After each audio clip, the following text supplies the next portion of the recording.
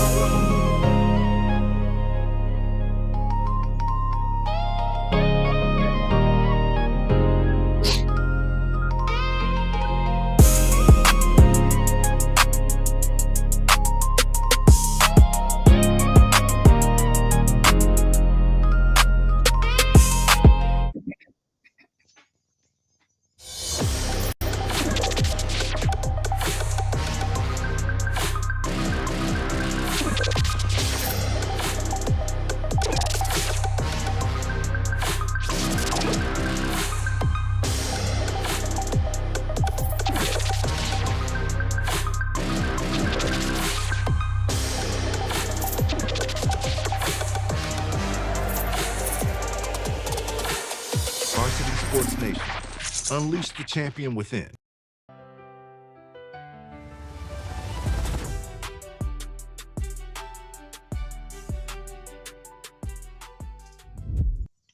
Well, let's go. Let's do it. It's your boy, Coach Low for Life, a.k.a. the Camp King. And we're live in the film room, not the boom boom room. We're in the film room. And like you said, it's a mindset of greatness, guys, a commitment of greatness, a sacrifice of greatness, and a passion of greatness. We about to have all four tonight. Live in the film room, right there on Sports Club. And you've seen it already on Varsity Sport. You've seen it right on the network. You see how we coming live, we coming strong. But I can't come strong by myself. I can't do it alone. I got to do it with two of the baddest guys in the business. We're going to break it down to the funky sound backed up by James Brown. We're going live. We're going to got some live information for you tonight. And y'all better hold on to your seat. Get on that horse. Scrap it up. Scrap it down. Get your pen. Get your pad. Because we in the film room tonight and breaking down the NIL. And who I got with me? You're going to do it with one choice. It is Mr. Right Choice. My man Tremaine Wright. Tremaine, what's going on? Man, what's going on, everyone? It's your boy, Mr. Right Choice, with Mr. AKA and Mr. Camp King. It's glad to be back. We took a week off last week because it was a championship match between Indiana and Miami. Indiana put it off. So we back again because one thing we want to do is stay consistent, bring on guests here that gives you guys real impact, doing something a little different. So we're back again this week, and we have a special guest that's going to be coming on in just a second. One of the Coach Lowe, good friends. He was on the Listen to Lowe podcast a couple of years ago. That he's about to come on here and to give you guys some real insight. Influence Council is his company's name, Mr. Dan LaForest. He's been doing a lot of great things. A lot of the kids that he's representing, we know, has a good relationship with. A lot of them have trained also with Coach Lowe too as well. One thing about us, we are social proof. So we're just not bringing people on here and blowing smoke up you or anything like that. These are kids we actually work with, people we actually work with, and we also see results. And also Coach Lowe's daughter, is also represented by Mr. Dan LaFlores too as well. because her daughter played at Norfolk State this previous year, playing volleyball as a female. So, with all that said and done, we're gonna go ahead and bring on the man himself, Mr. Dan LaForest. What's going on, Dan? Dan, what's going on? I tell you, I feel missed out. I don't have a nickname. Well, you want to be, hey, instead of Don King, we'll call you Dan King. Shut All up. right, I like that. All right. So, first of all, Lowe's representing the Influencer Council hat. I don't have mine with me right now. So, Lowe, thanks for picking up the slack on that. But, yeah, I tell you what, man, just got out of the portal, and our guys were, we're batting 1,000. They all got into the right spots in the right situations. And, a lot of this movement that's going on right now in the NIL world, there's still, I believe, 1,100 kids that are still stuck in the portal because they've gotten bad advice or they were in a bad situation that, they're just, we don't know what's going to happen. Well, I tell you one thing, just to piggyback what you said, even to kick it off, you said 1,100, and I was just last week, it was 1,226 to be exact. I did that homework myself. 1,226 in the portal last week, live, active, and you telling me in 1 week only moved 100 numbers, only moved? In all fairness, I'm rounding around. I mean, it could be 900. I really don't know. The reality is that, most of the schools have filled their rosters at this point. The question is where do they find a home if they do? Some of them are probably trying to figure out, how to pay for tuition this week. So, I mean, there's a lot that, a lot of people really need to understand of what's really happening out there in the college athletics space and how to best protect themselves. And there's a lot of moving pieces. Well, I mean, Dan, I know we're going to dive in this thing strong. And I know Jermaine got a lot of great questions lined up. And I know we already prepared for this because we got questions for you. I know we're going to be shooting them at you. And I hope the answer come quick and fast. We're going to try to get this thing a nice, strong hour of great energy and great information. But before we start shooting these questions at you, because we're going to have the questions, and I know you got the 2 ears and the 1 mouth to listen, then bring it to us. Indiana, Miami Hurricane played in that championship game. And because they played a national championship game, they got a window of 5 days, if I'm correct, to make these decisions on what they're going to do. My question is, because you heard Malachi Tony was thinking about jumping in that portal. Then you hear the rumors of the quarterback, somebody offered him $40 million to stay. All these things out there. It could be internet bull crap, but the 5-day window, my question here is, did the colleges hold a spot just in case for them two teams in that window? I think the answer is who knows. I mean, I think all of them are really trying to navigate whether or not guys are moving in the portal. And I'll tell you what the cheat code is. First of all, under NCAA rules, you cannot contact a player while he's on a roster, right? The cheat code is they can reach out to representation. Right. Okay. There it is. So when you hear Dabo Swinney, about Dabo Swinney complaining about one of the players getting a call from another school, so what's that about then? I mean, because you're saying it goes to reputation, but they reaching out to the player. What's the repercussion for all that? I mean, because you're saying they can talk reputation, but they're not. Yeah, and I think it all comes down to, and I've used this analogy in almost everything that I've talked to, is what is the speed limit? It's 70. Unless you enforce the speed limit, you can drive however fast you want. And the NCAA just flat out is not enforcing anything right now. Now, obviously, we're hearing one side of the story from Coach Swinney, okay? Right. And Coach Swinney will be at the Florida Coaches Coalition meeting here in another month. But the reality is that if a kid he already went through the portal, he was already enrolled in classes, I think this is a classic sign of tampering. And, what actually transpired, again, I don't get caught up into the drama of things. That's really none of my business. I know. I I think at the end of the know. day, I think people have to realize that the college athletics is an unregulated business, and Correct. it's business. So at the end of the day, if you sign with a school for 700,000 and another one comes in at 900,000, that's kind of hard to say no to. I think what the key there was representation involved, was this direct conversation with the player. There's a lot of things that have been talked about that I just nobody can verify right now. I think until the NCAA gets to a point where they're going to start regulating and investigating these types of situations, it doesn't matter what happened. Right. Well, two things. One, 700,000, 900,000. The tax bracket, the taxes, whatever case might be. By the time you get 900,000, you end up way less anyway. Because the higher you go, the a higher bracket you kind of get in. If I'm correct here? I mean, because so you're leaving it for a little bit more money.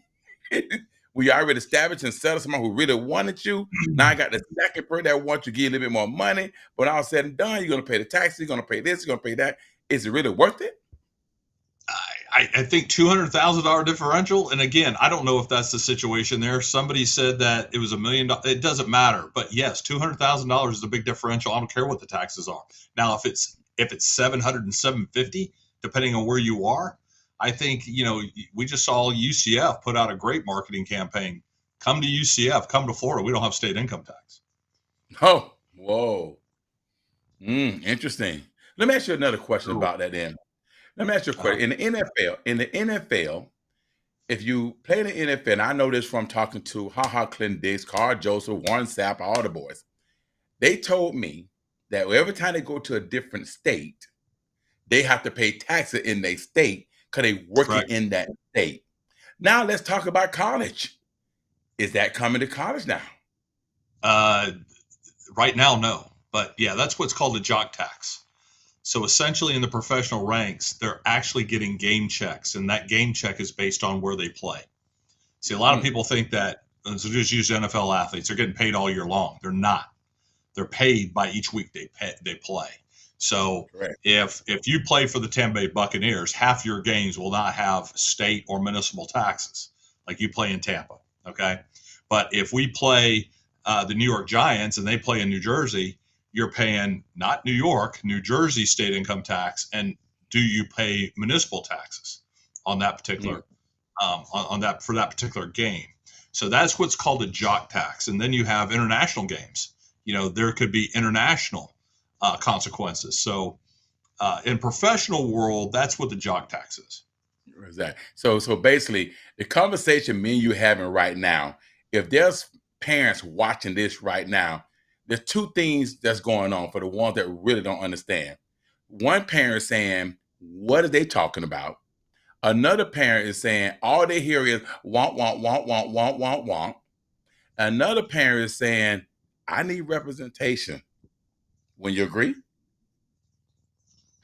I think that education is the key to all this, because the problem with the whole college slash NIL world is everything's changing at a very rapid rate. So what I say today may be completely different in 5, 6 months.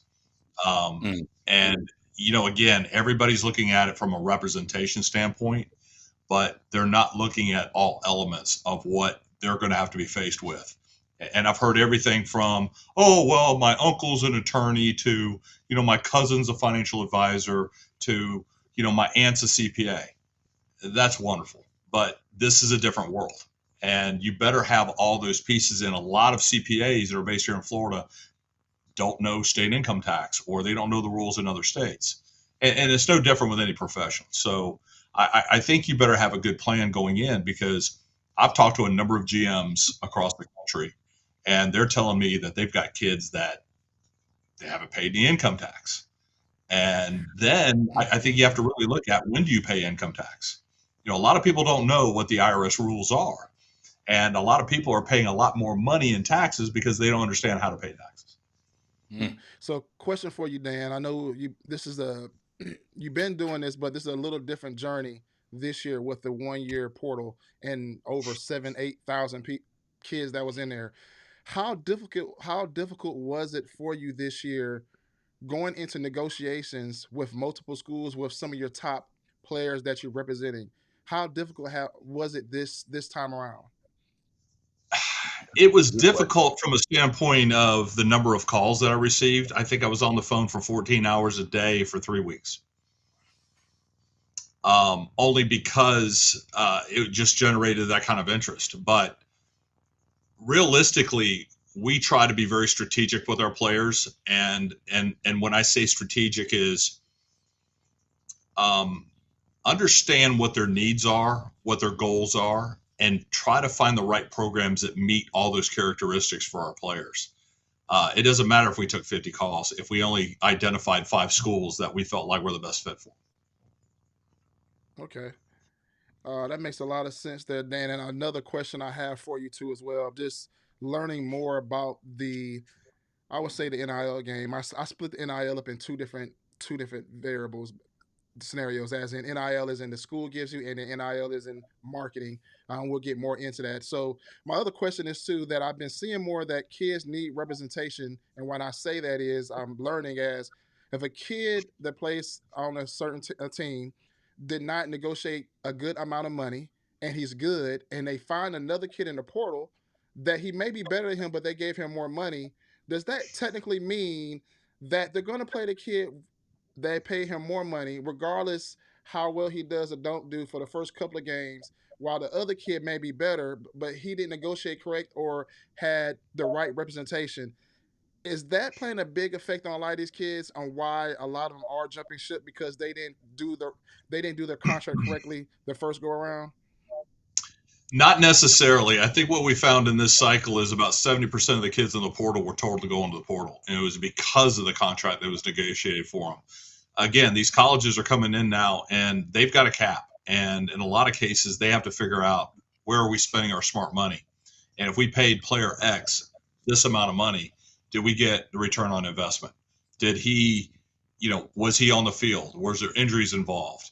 Was he playing? Was he doing all the things the right way off the field? There was a number of things that came up this year, but again, if they're going to pay you 300,000 and they felt like you did not earn 300,000 for whatever reason, they come back with 150. Your knee jerk is that I'm not being valued. I'm going to the portal, and really in a lot of ways, a lot of the schools are telling them, yeah, you should probably go into the portal. Yeah. Well, I But just but let me go back to look. answer that question directly, Tremaine. Yes. So in some cases, and I've been in this situation where they say, hey, we love your player, we're going to play him this, but then they go into the portal and pay another player more money to get him to come in through the portal, and they're not as good. Will they potentially play? Yeah, they very well could. Again, it's I tell people all the time, beauty is in the eye of the beholder. They only have so many days that they're evaluating particular athletes, and then you've got analysts out here. They're saying, "Oh, we love these 10 players," and they come back to the coaches, and the coaches have to decide which of those 10 players they really like. Were the analysts right? Were they wrong? There's a lot that's involved here, and yeah, I mean, there's a lot of this that is very unfair. And I think you have to really understand what the value of your player actually is, not only to the school, and that's very important, but also in the open market, what they're worth. But more importantly, I think we have to, again, understand the objectives of players, because the last thing that I want to see with any kids that we work with is that they're not still working toward the ultimate goal, which is getting a college degree. Because this money, I don't care. You could talk about $1, $2 million to an 18, 19, 20-year old. That ain't a whole lot of money. So, Well, so go ahead. you said something very important. Since you represent these kids, tell me, how are you transitioning from, I'm gonna use this school example. Georgia Tech is an engineering school, and they told him to go in the portal, and then he goes to Mercer. Mercer don't have an engineering program.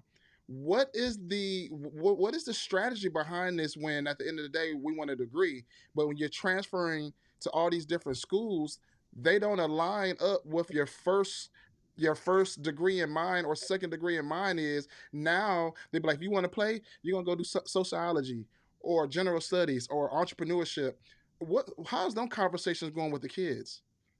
Well, first of all, that's a conversation that we're having with our players is what do you want to study? What are your objectives? Because again, I think that has to be put into the equation of do you really want to play or are you going to meet your ultimate goal? I'll be honest with you. I don't want to deal with any kids that don't want to get their degree. We won't be working with them. So, But we've set our own standards. We want to work with high character athletes that have high ceilings, but at the same time, we want to help them meet every objective that they have set coming out of high school. Because again, we could talk whatever money that we want to. If they're not wisely looking at it from a standpoint of how it can help them, not carry them into their adulthood, they're all going to be right back to where they started with no degree and no money. Well, Dan, just to piggyback on two of the questions that you went over, I took my notes right here. So this is a very serious conversation we're having. This is in the film room right here. This is a true what you look at in the film room. Number one, let's go back here with a degree. Talking to athletes, talking to their parents. I still do it, still talk to them every single day. I'm getting them calls. And what I'm hearing is, I need an agent. I don't need an agent. He want to play. He had 500 snaps. He had 700 snaps. Well, he started. This school off this much money, this school off this much money. So what happened in that circuit is nowhere there anything about money, about the college degree. So what happened is the student athlete philosophy that been built since football and college started when they brought from black football to college all put it all together. That's over. It's no more student athlete. It's all athlete first, student second, because the money has overpowered the student part. So the game of football, they're gonna change the name to Moneyball. That's the mindset. So that's what I'm hearing every time, because I know a kid right now that was at a small black college, HBCU, and he had 2 years eligibility. He was studying business. He was in business. Then he had an offer to a MAC conference. He picked up FIU. He picked up FAU. And kept on picking. I said, well, let's just take this school here. He got a great business program. He said, yes, I'm going there. He went on a visit. The next day, he get a call from a school up north. I'm going to say the school that's like an Iowa school, Iowa State, Iowa, University of Iowa. They called him. I said, here come UConn, who got a great education program. So now I said, well, just go to UConn because they got a program that fit what you're doing.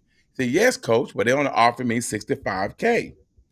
I said, well, your mom and dad is do okay, right? Yeah. I said, well, let's take that one, get a good degree. You get a little money, you make the money later. He said, no, coach, I'm going to go to Iowa State, Iowa, because they're going to give me $150K.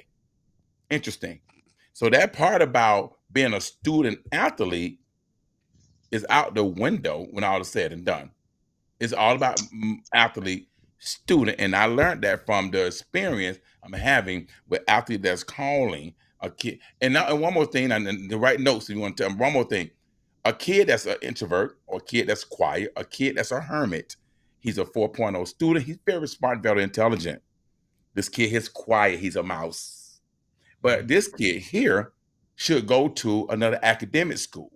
He should go to a school that he fit. He want to be an engineer, like Jermaine was saying. He had a 4.0 GPA. He's smart. But Yeah. let me go to an SEC school. They're gonna offer me more money that nobody want to ever. You can't even get a job in that state because the poor state in the United States of America, outside the third world country, is a poor school, poor state.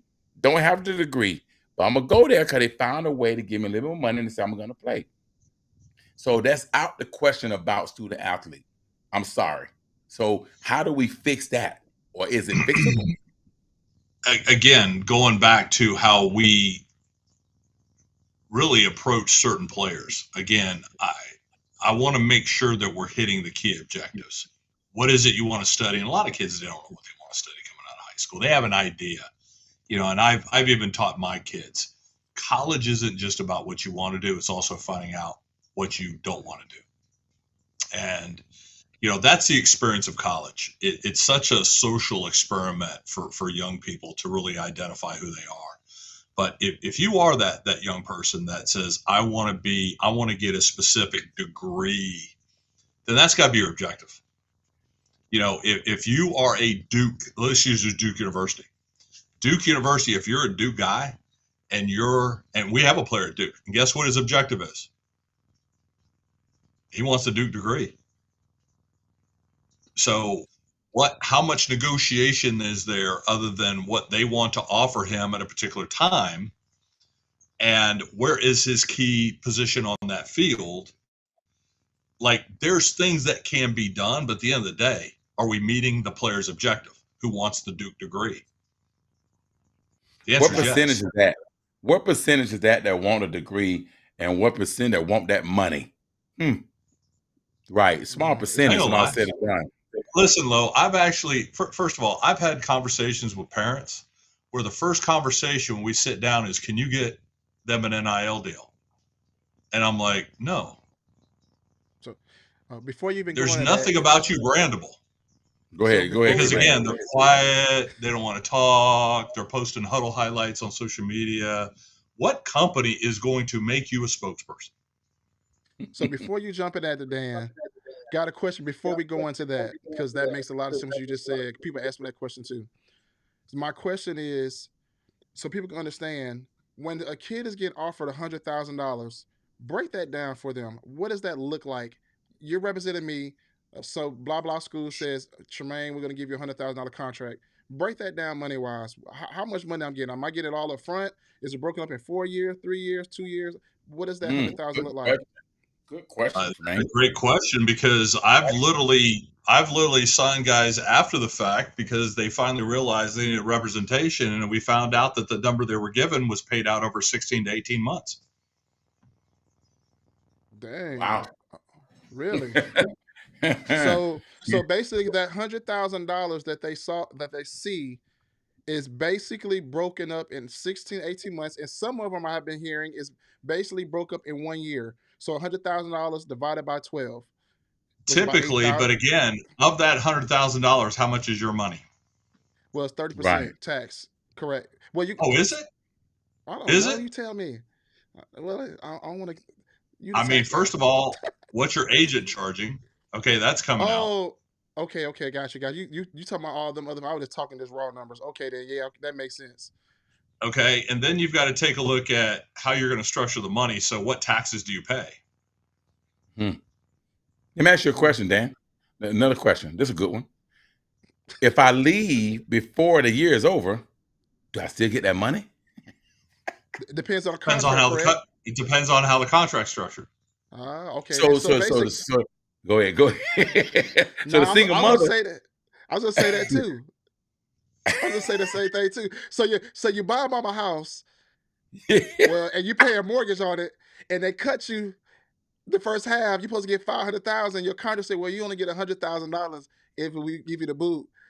Golly, that's horrible. These kids ain't reading. They just my good friend, and I'm gonna call him out, my boy from Apopka, James McKnight.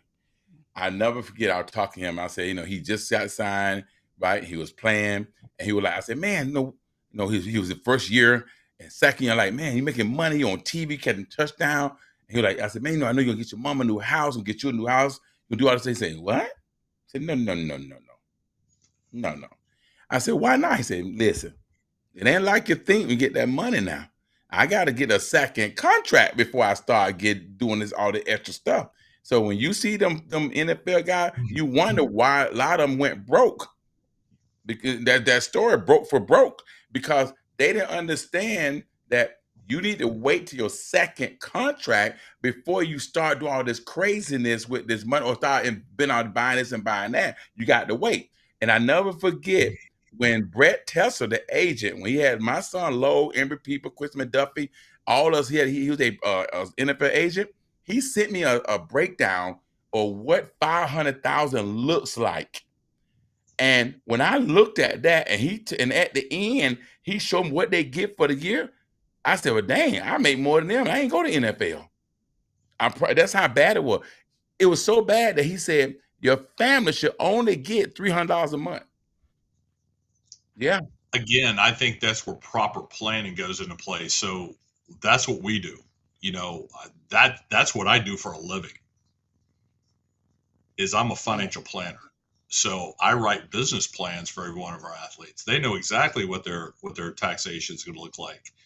They know exactly how to set up a retirement account. They know exactly how to do all these things. They know how to manage money. They know how to do it. This is what I teach them. So at the college level, all they're telling them is you need to save 30% of your money. Okay. Well, 30% may not be enough depending on how much money they're making. And then are they filing? Are they getting proper tax advice? You know, we're actually working with a national CPA that works only with professional athletes. And like you mentioned, jock tax. This is something they do on a regular basis because the NFL teams estimate those taxes. They're not exact. Wow. But the other big difference is the NFL, because I've heard it all, right? Oh, the NFL does this. This isn't the NFL. There is no collective bargaining agreement. There is no singular contract used by all 32 teams. Each university is writing their own contract. We have some that are 4 pages long. We have some that are 19 pages long. And then you have situations right now. Here's the bottom line. Every college athlete, here's a little secret for you guys. You're all self-employed business owners. That's what a 1099 means. And you better handle it like a business. Or you be like Wesley Snipes. In jail for not paying taxes. Everybody's waiting to see what the IRS. I got news for you. We have friends in the IRS that have already told us they're coming after them now. It's coming. That's and sad. There's so much that is going on. And I feel bad because college athletics has had 3 years to figure out what the NFL took 3 decades. And before I even got into this, I went to all of our friends who played in the NFL and I asked them the problems that they faced. The guys like James McKnight, the guys like Aaron Jones. And I took a lot of notes. And then I started structuring things of this is how the influencer council is going to act accordingly with their athletes. And this is how we're going to help prepare them for what this experience is. Because that's why when you sit down and you help them understand the power in which they're given, our guys accept that challenge. Our guys have money at the end of the year. Our guys have done all the right things. When you help them understand how to buy a car, how to pay that off, that they have no credit. And in a lot of cases, you have families that aren't making as much as their kids are in college.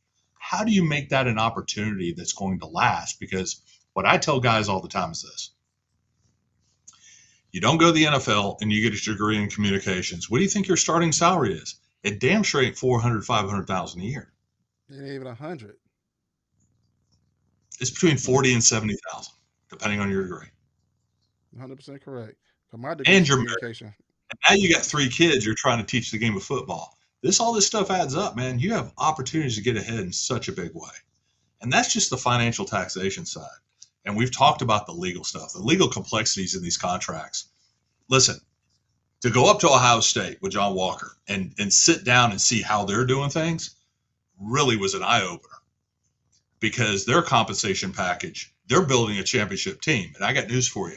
They're not doing it with $15 million. They do real estate. Are they still doing real estate? You know, this is a funny thing is everybody wants to talk real estate with young people when they don't even know how to manage money. How are you going to manage a rental property? No, I thought they were doing. No, I thought Ohio State was doing from I think a while ago. They had a big, I would say big bank. They had a lot of real estate investments that they pour into that they can divvy back out to the athletes. That I'll talk about that, like a rev source or whatnot. Well, no, they encourage them to take a look at real estate. And I encourage guys that are gaining a net worth, if you will, of utilizing real estate as an investment, but it's a long-term investment. You know, it's not something you're going to turn around. You know, I know you need to buy. I saw a reel on social media the other day. Oh, you college guys need to buy real estate in your college town. And I'm like, you're not taking into consideration who's running that, who's going to be damaging it, who's going to manage it, who's going to collect rent. When college athletes don't have time for this.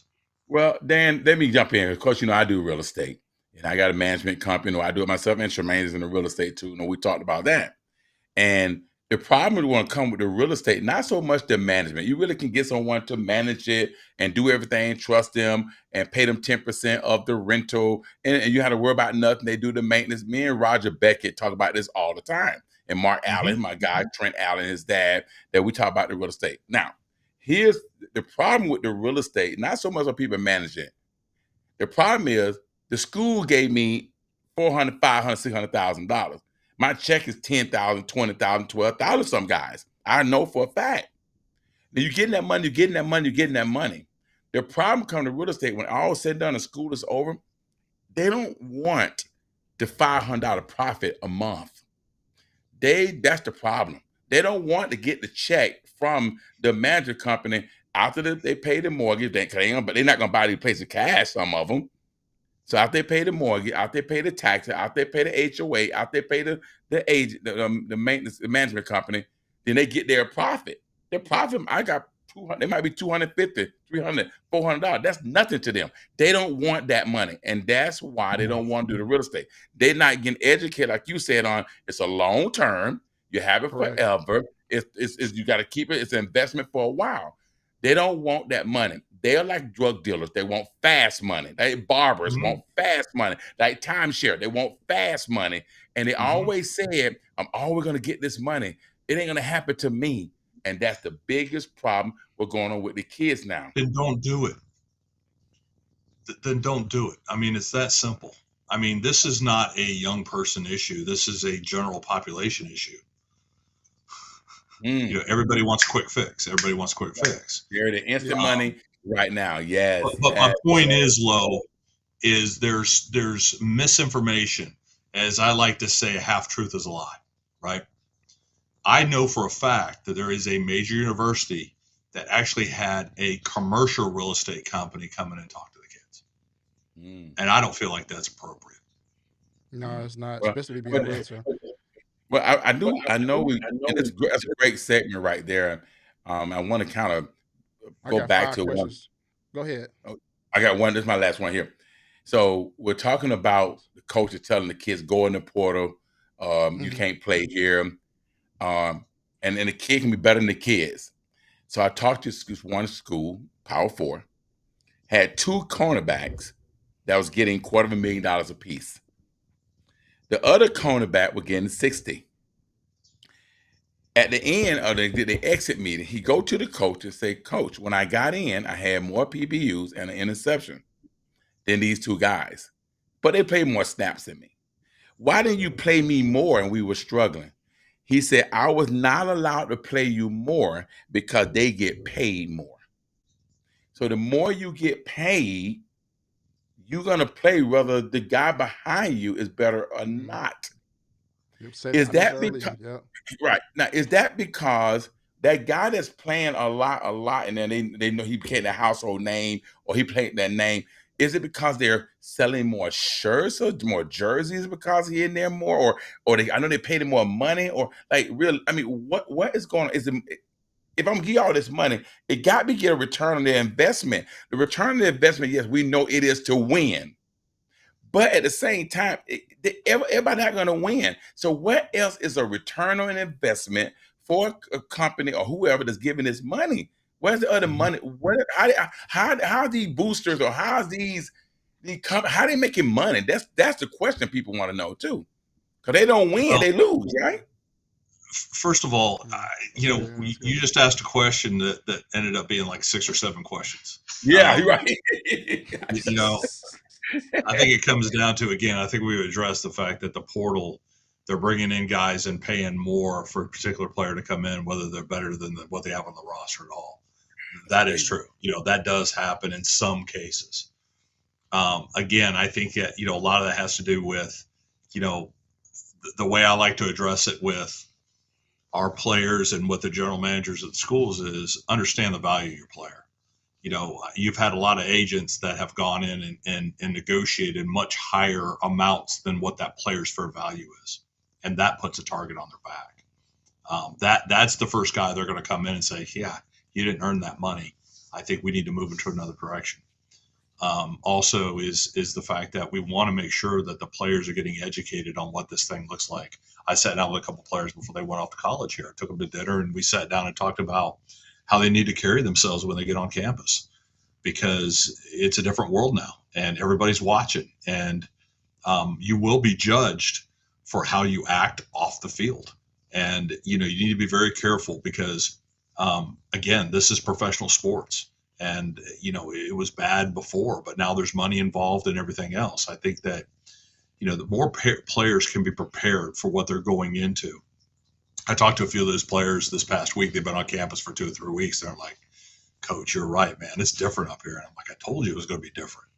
Now you have to acclimate to that. You have to have that mindset of, when you're in school, you're only thinking about school. When you get into that facility, nothing else matters. Like, you have to be locked in on what you're there to do, because it is a business.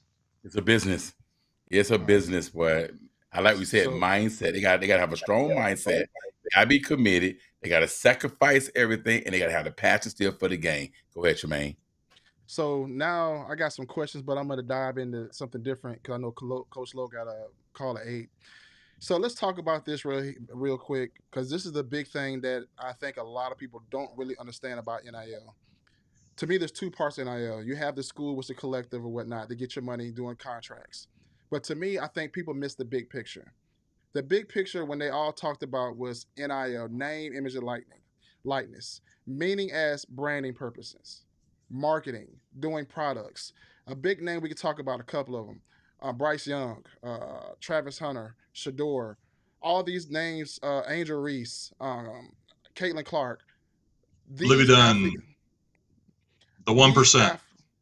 These athletes, yes, and what I mean, and them are the big names I just mentioned, but the opportunity to make money besides the school and make money that would not stop you when you leave that school.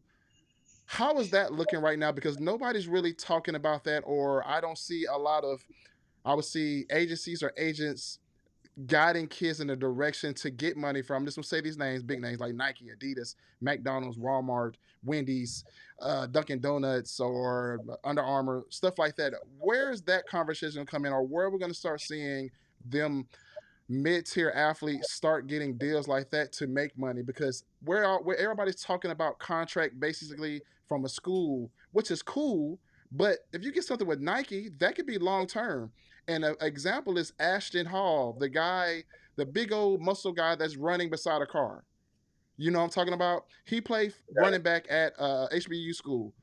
He built his own brand. He don't even play football no more. But guess what? He's making millions of dollars because he has a brand that he created from college football that's followed him after playing.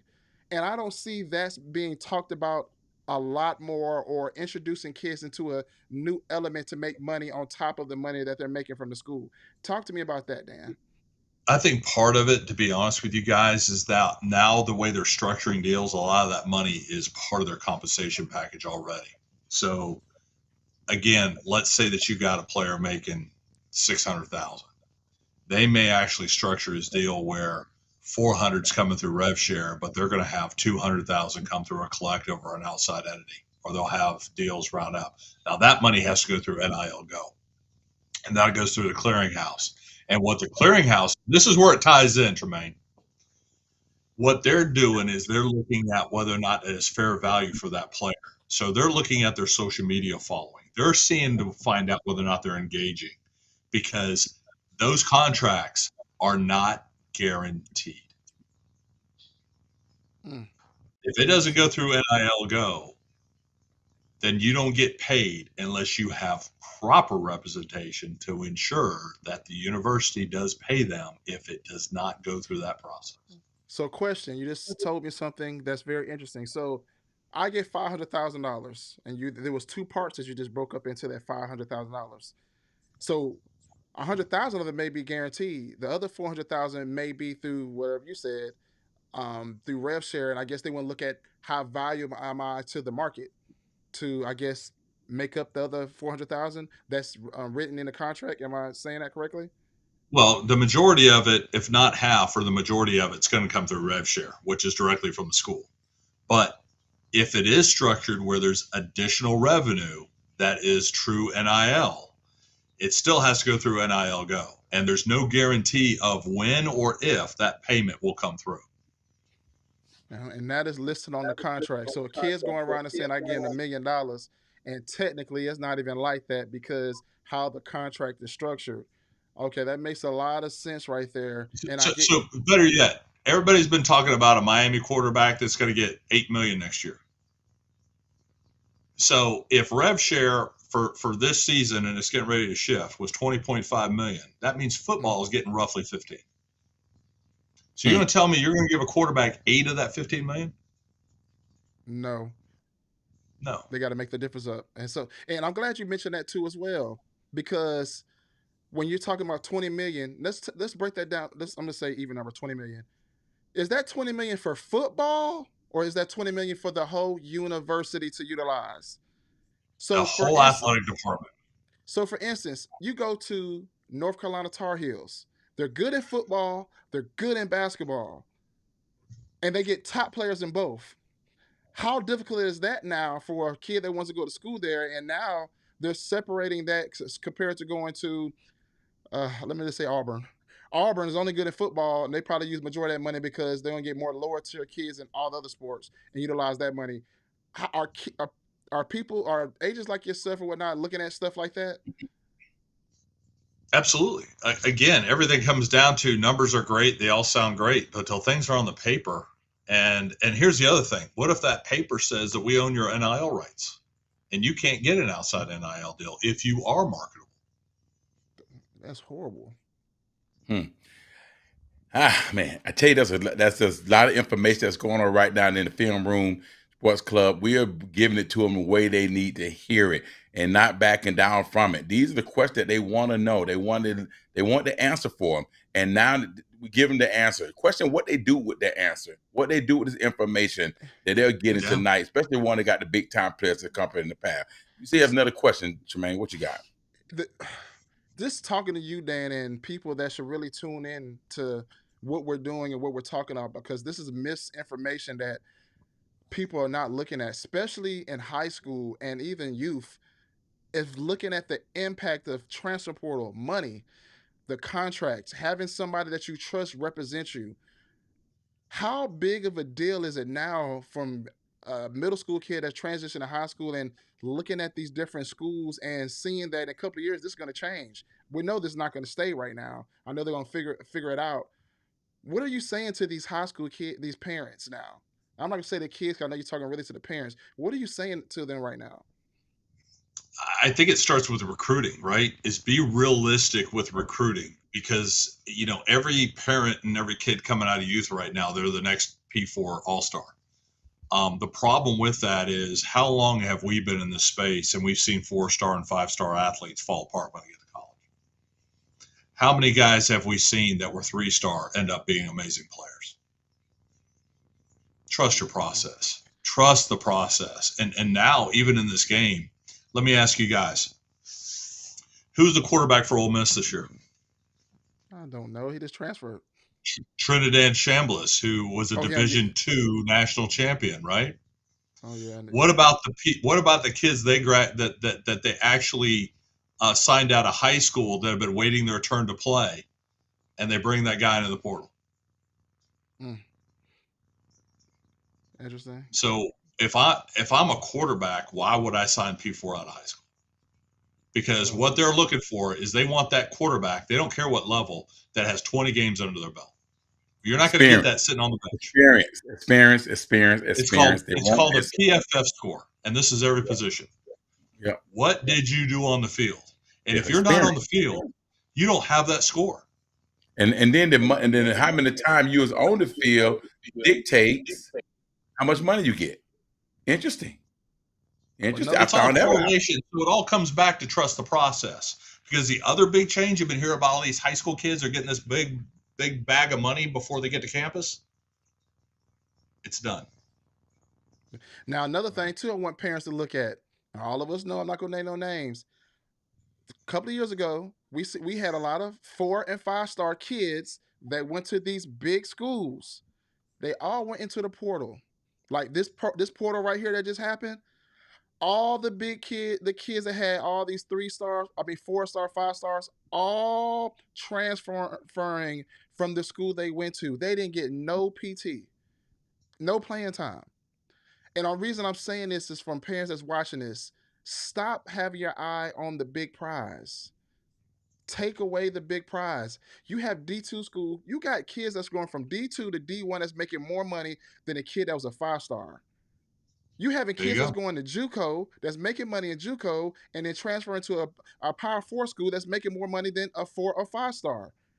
And the 4 or So 5-star are now are down going to down. going down. I mean, I can, and like you said, I know we don't want to call a name because I that's won't not call what no the show is name. about. But there's, I mean, I could name 5 right now that's at school, Mac Conference school that was at Power 4s. Yeah. And And I'll be but honest not, with you, if I'm a player, I'd rather move up than move down. exactly. 100% correct. And, but some of them have to because They some have circumstances. to. Some of them have to now because I Listen, know for a fact I had a kid that went to school, Purdue. I'm gonna say Purdue, and he definitely was that guy. But he got hurt, got injured, so he had no choice. I understand them circumstance. Or did I went to the school? It was a little bigger than I thought I was. I couldn't get in there. And different coaches change it. Different coaches come in. They bring different guys in. Okay, I got to make a change. And but you know what? The great thing about it, you can go down. You always can come back up if you got a couple more years. That's the irony of Moneyball over football. Okay, Dan, another question here because Coach just said something I want you to talk about too since you represent the kids. Well, there's a lot of coaching moving, a lot of coaches moving like kids. How is that affecting the kids that's making the decision to go there for the coach now? And a lot of them are either got to Ooh. transfer because when they get there, that coaching staff don't like them, and it's happening real fast. Because Nick Saban talked about they need to change everything so coaches stop leaving during the season or during the bowl games and change it to they leave after the season. How is this affecting the process with the kids now? well, I think you bring up a good point because I don't think there's a singular change that needs to be made. I think this whole thing needs to be revamped, including bowl season. Bowl season used to be an exciting time for college athletes. Oh yeah. I Yeah, actually not told anymore. somebody, I was talking to a national writer last week, and he asked me, he goes, Dan, what, in your opinion, what would you do? And I said, there's a number of things I would do. Number one, college coaches should not have more than 4 years guaranteed on their contract. Number two is they need to move the bowl games to week 0 because there is no college football fan out there that isn't more excited than before the season. But it doesn't count. Like it's got to be a week 0 game. It does not count during the season. I think that now you got the fan base, they'll want to travel. They'll want to go see these matchups. And it also allows them to shift to the playoffs right at the end of the season, which means now the season is over on New Year's Day. Now you have the portal. Now you have movement. You have different things that can happen. In my opinion, it's the easy solution. The problem is nobody ever looks at an easy solution. They want to make things difficult. And the NCAA, I've said this before, the NCAA's arrogance got them here, and it's their arrogance that thinks it's going to get them out of it. They do not look at things objectively. The other thing, too, is I think the SEC and the Big Ten, Lou, by the way, is controlling pretty much the majority of college revenue right now. I think they need to take a stand and make some changes done because, again, you don't have regulation. There's no collective bargaining agreement. Everybody out there is an expert. There has to be some structure that really simplifies, but it's not one versus another. It has to be done across the board. I'm all for them holding taxes for athletes. Yes. I'm all for it. Yes. But they're not going to do it because they're not employees. But yet they want to put in contracts. You had Coach Prime put out there, we're going to start finding players. In theory, it sounds wonderful. But the reality is, how do you find somebody who's a 1099 contracted employee? Right, you can't do it. The 1099, the contract employee, you can't find them. It's almost like in my business or the timeshare industry. Everybody, all the licensed real estate agents are 1099s. So when they come in, they say, well, we're going to suspend you. We're going to put you on 3 weeks. We're going to take out of your commission. And then they got sued. Sued. So what they did was a big old lawsuit. So what they did, then it was so bad where now, if I'm in timeshare and I'm in real estate, they had to pay them, get them what they call a draw. Had to give them a draw. But then because they 1099, when you get your commission check, they take their money out that they gave them out of the commission check. So it's crazy that the prime wanted somebody almost $400 if you wear $400 or something like that if you wear a jersey from another school because you done been to 5 of them. 1,500 you come late. It's not NFL like that there. This ain't way they put in a contract like that. But then, Dan, I heard they trying to put in the contract that if you're late, we'll take this much money. If you wear this, they put it in their contract. So how that work? That's what I heard too now. Yeah, and like I said, I think you were going back to the payments, and a lot of the contracts we've seen, they withheld the last payment until after the portal. Now, our players, we had that movie. We told them, no, that's not going to work. You shift it into the current year. And they're like, well, some people like that because they get to save on taxes. I go, no, we're going to save on them earning that money in this year. So you're not withholding it to see if they go on the portal. Right. Your job is to make sure they don't go in the portal. My job is to make sure that both parties are acting in coordinates and fairly. And, again, it's solid business. And that's why I really like the way that we built things because, we've got 14 football players on our roster right now, 5 female athletes. We know our kids, and you've got agents out there signing 100 kids and they don't know them. They don't know who they are. It's the old sales rule. It's the old sales rule, right? 80% of the revenues coming from 20% of my workers. Yeah, it is. I like the low number. And before we get off, I know Coach Lowe got to go. Just right here, Coach Lowe and Dan, how big of an impact it was for the world to see Indiana win the championship. They had 2 good years, a school we never thought about ever winning in life, and how impacted they was from the transfer portal and kids going there and they maximizing. Should this be an eye opener for every athlete and every parent to see that it doesn't matter what school you go to, and it's all about, I guess, the coaching staff or who they bring in and putting get well-rounded kids to work together as a team. What Indiana did. What do you think about that? Well, I'm going to answer this one because at least let me go first here. Go ahead. I've never cut off the great low wood. Trust me. But here we go. Donuts. I spoke in an event about a month ago, and all these college football fans, and I said, I'm tired of hearing how college football's ruined. I'm tired of hearing how NIL's horrible. I'm tired of hearing about the transfer portal because in no world does Indiana win the Big Ten and the national championship. In no world. Absolutely no world. There is no world that Vanderbilt becomes a player in the SEC. Now, I got news for you. Neither one of those teams developed talent. Neither one. No, not a damn one. They bought their rosters, and that is the game. And this is why it's so important for parents to understand. This is not about your kid. It's about his process. It has to be a path that's conducive to what he wants to be. Because every one of these coaches are under the gun. These fan bases are out of their mind. They want you fired if you don't bring it home, and they have to win. They don't have time to develop you. Yeah, Moneyball. You go back to the footballs are down the rabbit hole. It's Moneyball. It's all about the money. You got to win. What have you done for me lately? I've heard it all. We don't need representation. We don't need this. We don't need this. And I'm like, okay. Best of luck.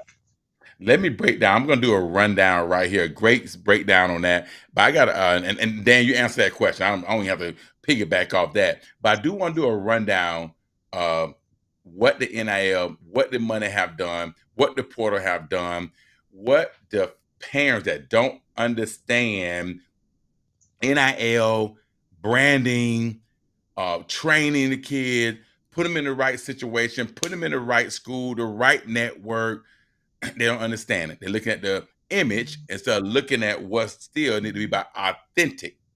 And I'm going to show you a scenario that comes out when the outcome of going into the portal. or the outcome of thinking about going into the portal or getting stuck in the portal or making the right decision or the wrong decision, what school to go to.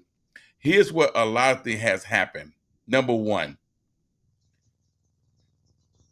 online sports, right? And the thing about this is online sports gambling. Kids getting so much money they never had, they don't know what to do with it. So what they're doing now is what is hurting. They started doing online sports gambling.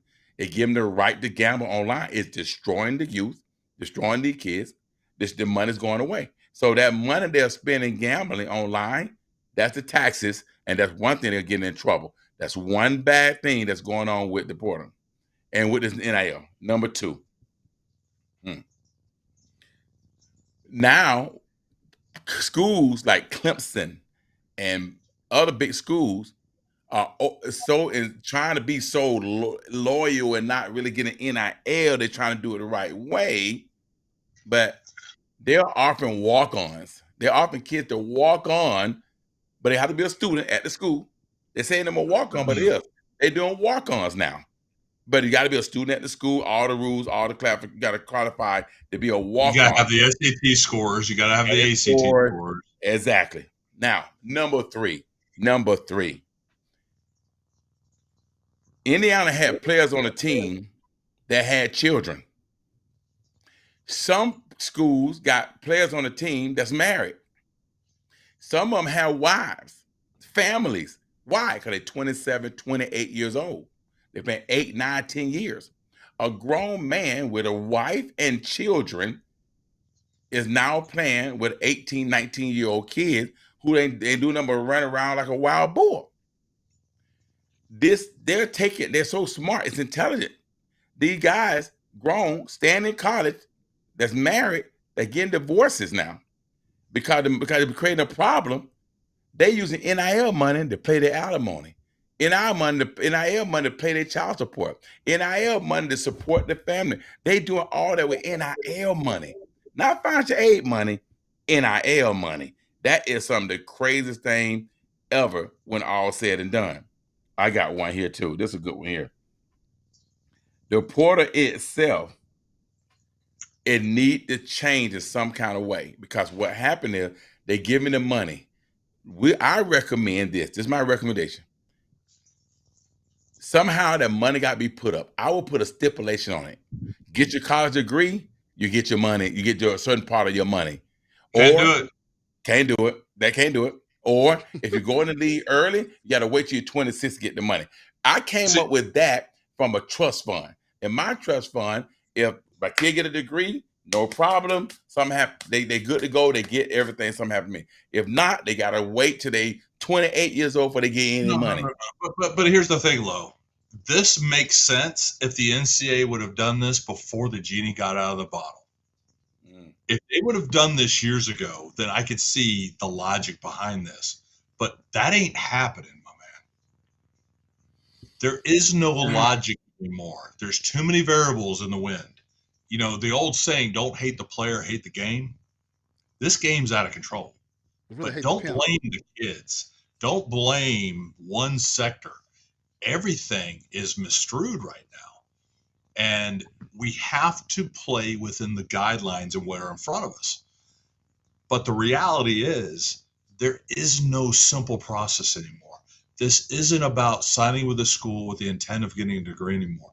You got kids going to the portal every year. There's no way they get a degree. No, sure not. Because they're misled for obvious reasons. Hell, 2 years ago, we heard that parents were telling you need to go to the portal because you're worth more than that. Well, that wasn't the right advice. Because once you're in the portal, you have no idea if you're coming out of it. It's the Dr. Pepper commercial. You don't know if you're coming out. If you have to go in the portal, there has to be a purpose. And it isn't because I didn't get paid. It was because I was valued more somewhere else for what I bring to the table. Yeah. Outside of our forcing them. Now, if you force in the portal, which is some people are forced, and why are they forcing you? Because I don't see them force you in the portal and you played 400, 200 snaps. You got forced in the portal. One, your grades was bad. 2, you got caught smoking too many times. 3 times you're out. And then that's a way to get you out. 3, you got hurt. You can't benefit. You can't help us because you got injured. Let me get you out of here. So there's a reason why coaches put guys in the portal, or you didn't produce good enough for them guys. They're not, or you didn't play at all. If you didn't play, you didn't get in. They force you in the portal. When you play, you are creating a value. Now the question is somebody advocating for you to make sure that that value is fair value? And that's where you come to play. But you got to know what fair value is. Well, now I will say this: we had 4 of our players go in the portal, and there was a reason for them to go in the portal. All 4 of those players went to a school and did not take the highest number. Interesting. Was that because character? That is interesting. Character. Objectives. Integrity. Let me ask you this. So now let's go back to as we get ready to start winding down. I got 1,200, 1,100, 800, 900 in the portal. The portal is, they're still active. Guys still can go places if there's room somewhere or if there's opportunity somewhere on any level. Yeah. The crazy part about it is, if I don't get Power 4, I don't get Mid Major, I don't get D1, I don't get D1 AA, I'm at D2.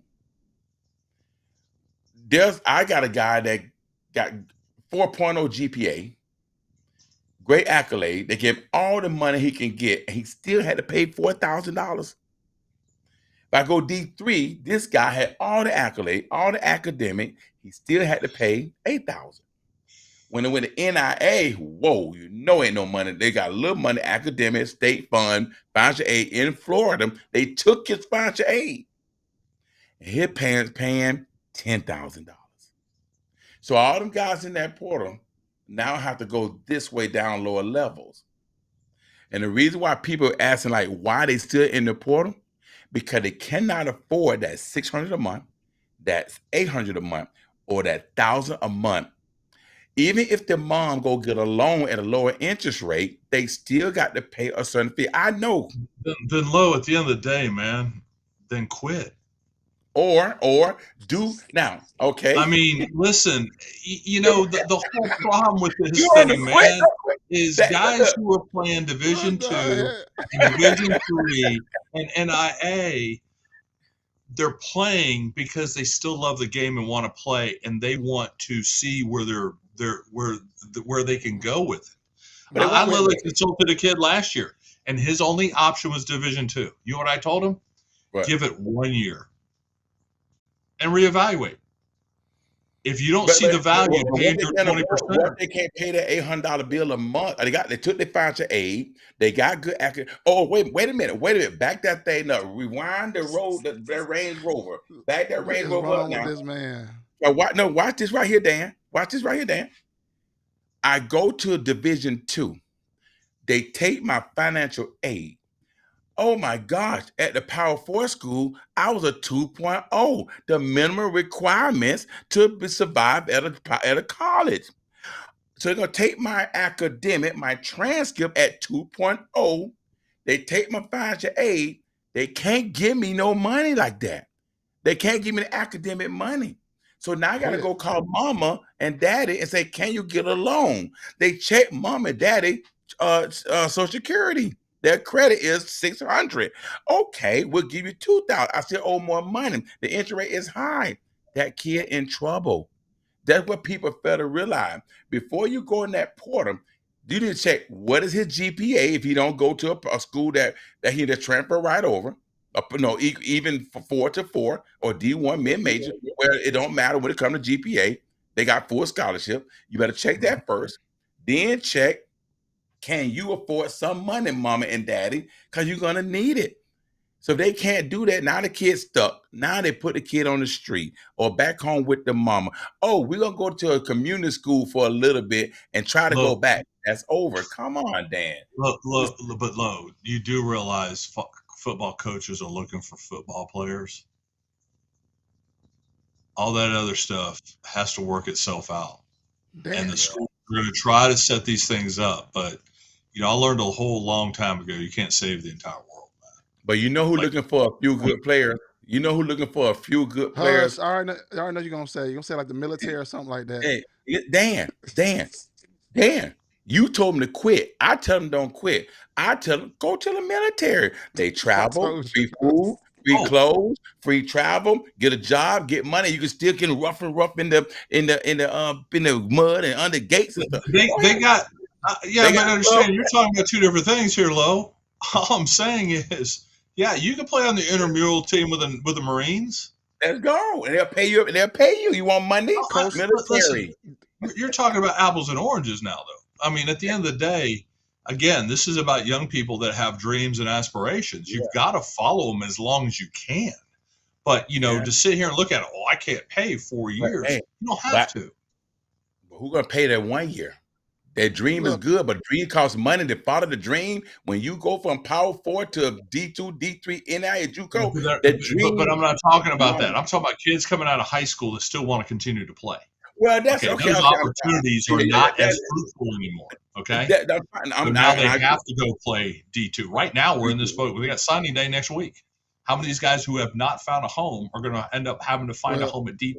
And I can't even say D2 anymore. If you haven't walked into a locker room at D2 now, there's some dudes on that team. Oh yeah. well, I'll say Okay. this. Oh yeah. Make no mistake.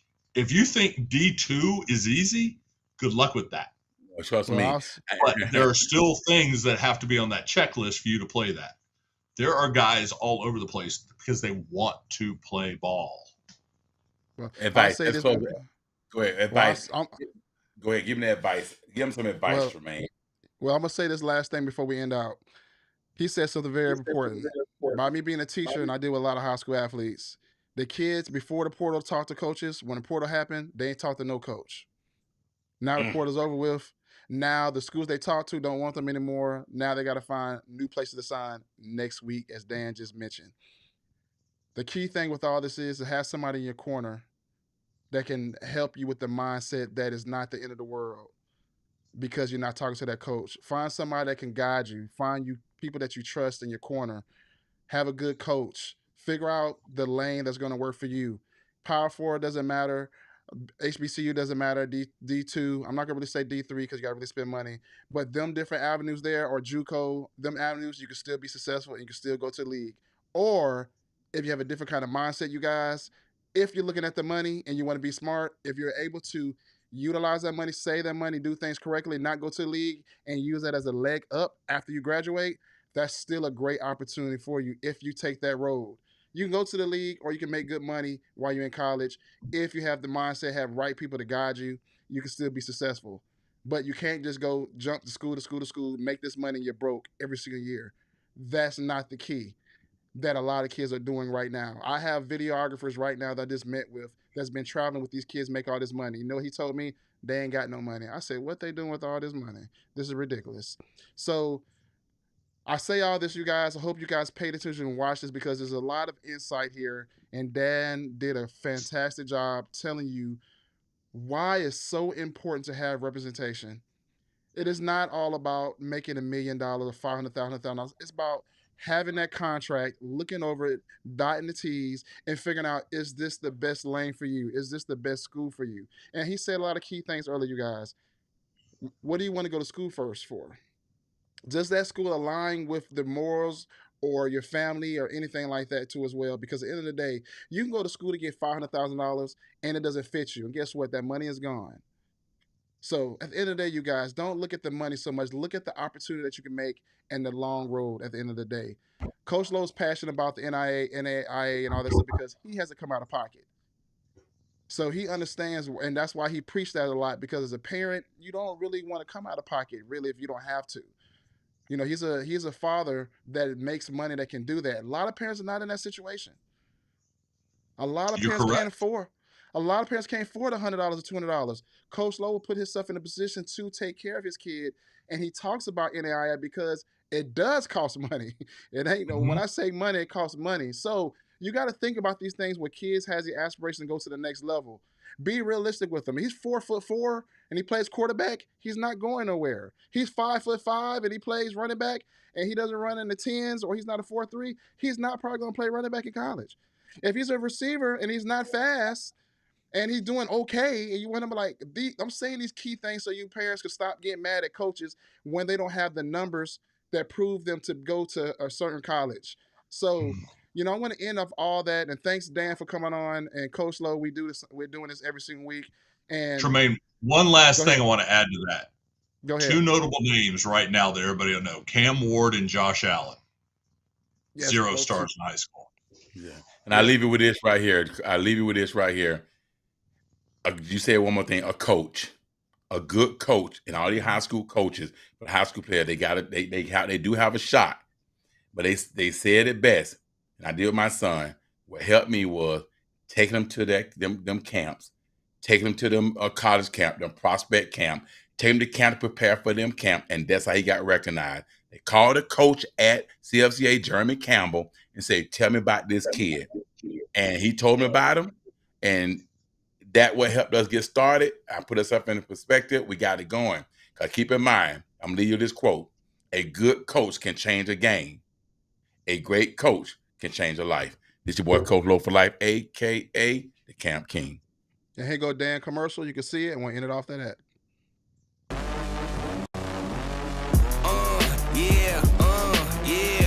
In the world of sports, every move counts. Every decision shapes your future. At Influencer Counsel, we understand the importance of making the right choices and having wise counsel. Our team specializes in legal counsel, ensuring every contract is airtight and every deal is in your best interest. In this new world, financial responsibility is even more important than ever before. We ensure our clients understand this new responsibility and educate them on how to navigate it properly. Taxation obligations, investment opportunities, and purchasing assistance can mean the difference in their short-term and long-term success. Our branding specialists work tirelessly to build and elevate your personal brand, making sure you stand out on and off the field. Join Influencer Counsel and maximize your opportunities. Legal, financial, branding, legacy. Your future starts here.